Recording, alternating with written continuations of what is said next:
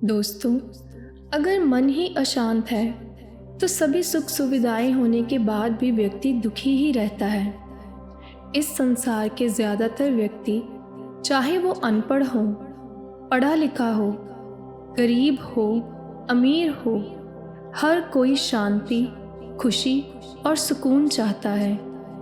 लेकिन सभी की यही शिकायत होती है कि उनका मन कभी भी शांत नहीं रहता, हमेशा अशांत रहता है। उनका मन एक बेलगाम घोड़े की तरह हमेशा इधर उधर दौड़ता रहता है, भागता ही रहता है। वह अपने मन को कभी भी अपने बस में कर ही नहीं पाते। ज़्यादातर लोगों का मन उनके वश में नहीं होता, बल्कि वे खुद अपने मन के वश में होते हैं और वो ही करते हैं जो उनका मन कहता है। आज हम एक कहानी के ज़रिए मन को शांत करना सीखेंगे और साथ ही आप अपने भीतर छिपे हुए असीमित शक्ति के भंडार को भी जान पाएंगे। एक बार की बात है, महात्मा बुद्ध एक पेड़ के नीचे बैठकर ध्यान कर रहे थे। तभी अचानक उन्हें एक लकड़हारा नज़र आता है जो लकड़ी काट रहा होता है। पहले दिन बुद्ध उस लकड़हारे को देखते हैं, लेकिन उससे कुछ नहीं बोलते। दूसरे दिन भी लकड़हारा आता है, लकड़ी काटता है और लेकर चला जाता है। महात्मा बुद्ध उसे देखते हैं, लेकिन उसे कुछ नहीं कहते। पर जब लकड़हारा तीसरे दिन जंगल में बुद्ध के पास लकड़ी काटने आता है, तब बुद्ध उस लकड़हारे से कहते हैं, सुनो भाई, तुम हर रोज़ इस जंगल में लकड़ी काटने आते हो, इतनी मेहनत करते हो, लकड़ियाँ बेचकर तुमने तो ढेर सारा धन इकट्ठा कर लिया होगा। वह लकड़हारा बुद्ध की बात सुनकर हंसने लगा और कहता है, जैसा तुम सोच रहे हो वैसा बिल्कुल नहीं है। इतनी सारी लकड़ियाँ ले जाकर बेचने पर भी मुझे बहुत ही कम पैसे मिलते हैं। बड़ी मुश्किल से पूरे परिवार का पेट भर पाता हूँ। लकड़हारे की बात सुनकर महात्मा बुद्ध उसे कहते हैं कि तुम यहाँ से आगे क्यों नहीं जाते? आगे जंगल में चंदन के पेड़ हैं। चंदन की लकड़ियाँ कितनी महंगी बिकती हैं, क्या तुम नहीं जानते? यह बात सुनकर लकड़हारा बहुत हैरान हो जाता है। उसे लगता है कि यह आदमी झूठ बोल रहा है, क्योंकि आगे अगर चंदन के पेड़ होते तो यह आदमी शांत इस पेड़ के नीचे बैठा है, उस चंदन की लकड़ियों को बेचकर ढेर सारा धन न कमा लेता। फिर वह लकड़हारा सोचता है कि एक बार आगे जाकर देख लेने में क्या हर्ज है, क्या पता यह सच कह रहा हो। लकड़हारा जंगल में आगे बढ़ने लगता है। कुछ देर चलने के बाद उसे बहुत सारे चंदन के पेड़ दिख जाते हैं। वह बिल्कुल हैरान हो जाता है। उसे लगता था कि वह इस जंगल के बारे में सब कुछ जानता है, लेकिन उसका यह भ्रम आज टूट गया। वो वापस लौटकर बुद्ध के पास आता है और कहता है, मैंने तुम्हें गलत समझा था, मुझे माफ़ कर दो। मुझे लगा था कि तुम झूठ बोल रहे हो। लकड़हारे की बात सुनकर बुद्ध कहते हैं कि तुम्हें माफ़ी मांगने की कोई ज़रूरत नहीं है। मैंने तो तुम्हें सिर्फ वही बताया जो तुम नहीं जानते। अब वो लकड़हारा जलाने वाली लकड़ी की जगह चंदन की लकड़ियाँ काटकर बेचना शुरू करता है।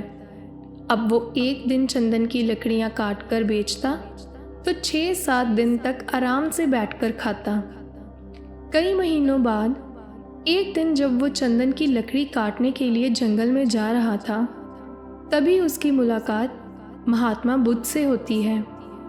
बुद्ध लकड़हारे से पूछते हैं कि क्या तुम अभी भी चंदन की लकड़ियाँ काट कर ही धन कमा रहे हो? लकड़हारा कहता है, हाँ। तब बुद्ध कहते हैं, अरे भाई, तुम वहाँ से कुछ दूर आगे बढ़ो, वहाँ चांदी की खदान है।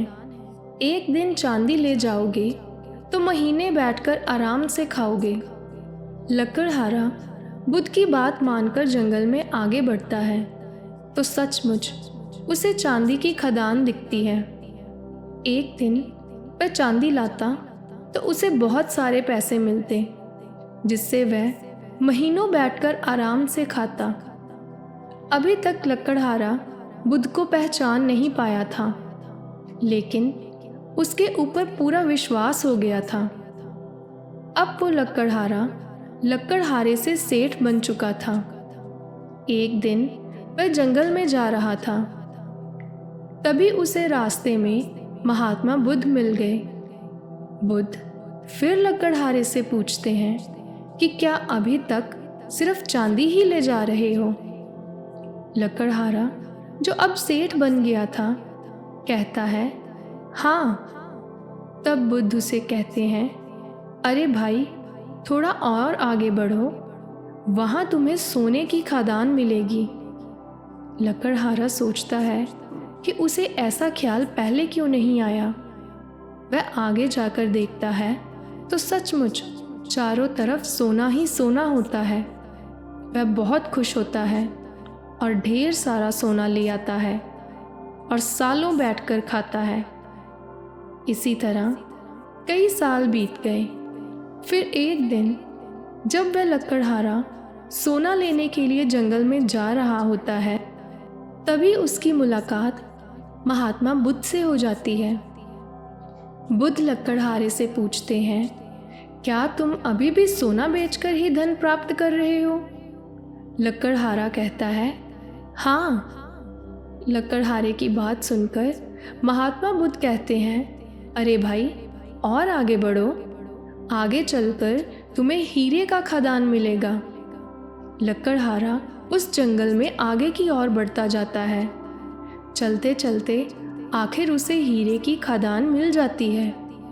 अपने आसपास ढेर सारे हीरे देखकर वह बहुत खुश हो जाता है। वह मन ही मन सोचता है कि वह कितना मूर्ख है, इतने सालों से सोने पर ही अटका था।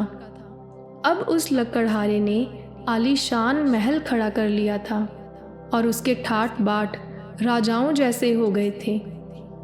20-25 साल बाद वह लकड़हारा बुद्ध से मिलने जाता है और पास पहुंचकर हाथ जोड़कर महात्मा बुद्ध को धन्यवाद करता है।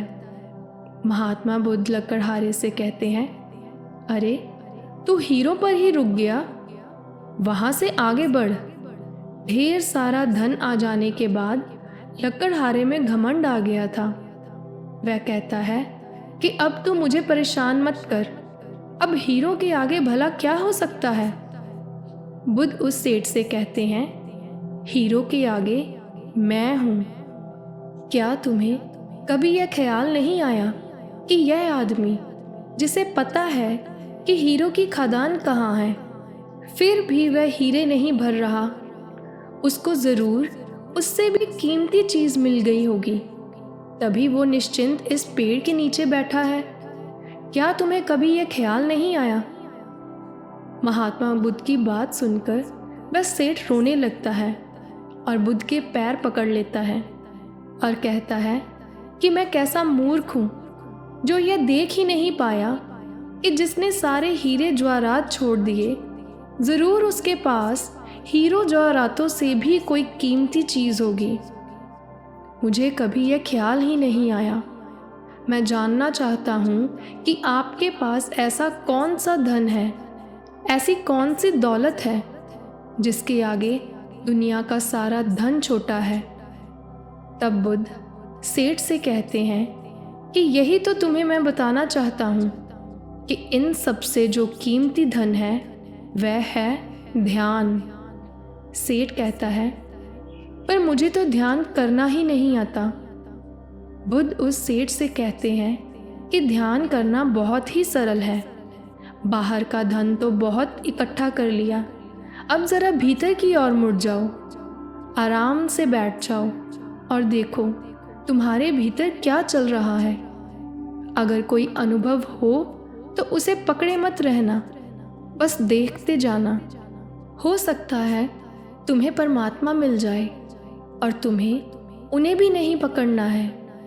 तब तक अपने भीतर देखते रहो जब तक कि सभी अनुभव, सभी विचार एकदम शांत ना हो जाएं। पर ध्यान रहे, ज़बरदस्ती किसी भी विचार या अनुभव को ख़त्म करने का प्रयास कभी मत करना।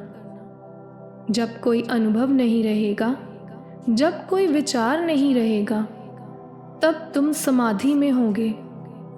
तब ना तो दृश्य बचेगा, ना ही दृष्टता, केवल शून्य होगा। और उस शून्य में ही जलता है बोध और ज्ञान का दिया। यह ध्यान 2 या 4 दिन में नहीं आता, बल्कि निरंतर प्रयास और अभ्यास से आता है। और जिस दिन आप ध्यान की उस स्थिति में पहुंचेंगे, तब आपका मन एकदम शांत होगा।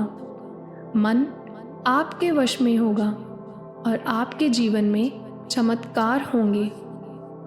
तो दोस्तों, इस कहानी से हमें यह शिक्षा मिलती है कि हम सब पूरी तरह से दुनिया के मायाजाल में फंस चुके हैं, चारों तरफ से घिर चुके हैं। धन, दौलत, सोना, चांदी, हीरे, पैसे, सब चीज़ें इकट्ठा करने में लगे हुए हैं।